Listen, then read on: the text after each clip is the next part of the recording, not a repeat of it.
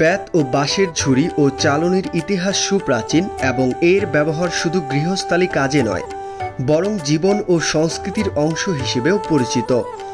এটি মানবজাতির প্রাচীনতম হস্তশিল্পগুলোর মধ্যে একটি।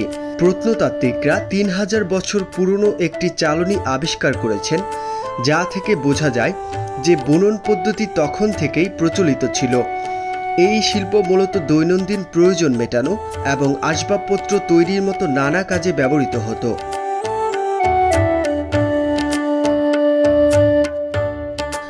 বুনন শিল্পটি শুধু ঝুড়ি বা চালনিতে সীমাবদ্ধ ছিল না, বরং এটি ফাঁদ, মাছ ধরার সরঞ্জাম, এমনকি ঘরবাড়ি তৈরিতেও ব্যবহৃত হতো।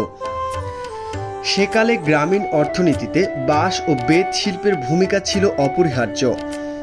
মানুষ ঘরবাড়ি তৈরি, কৃষি এবং দৈনন্দিন ব্যবহারের জন্য নানা ধরনের জিনিস বানাতো। আজও বেতের ঝুড়ি তৈরি ও আসবাবপত্র জনপ্রিয়। এগুলো শুধু গৃহস্থালী কাজেই লাগে না, বরং সজ্জার কাজেও ব্যবহৃত হয়।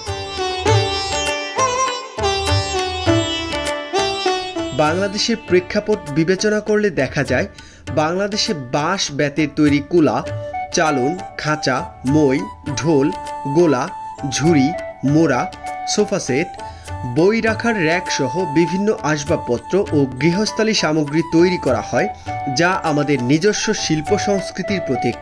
একসময় বাংলার ঘরে ঘরে এই জিনিসগুলো তৈরি হতো এবং এগুলো ছিল গ্রামীণ অর্থনীতির একটি গুরুত্বপূর্ণ অংশ।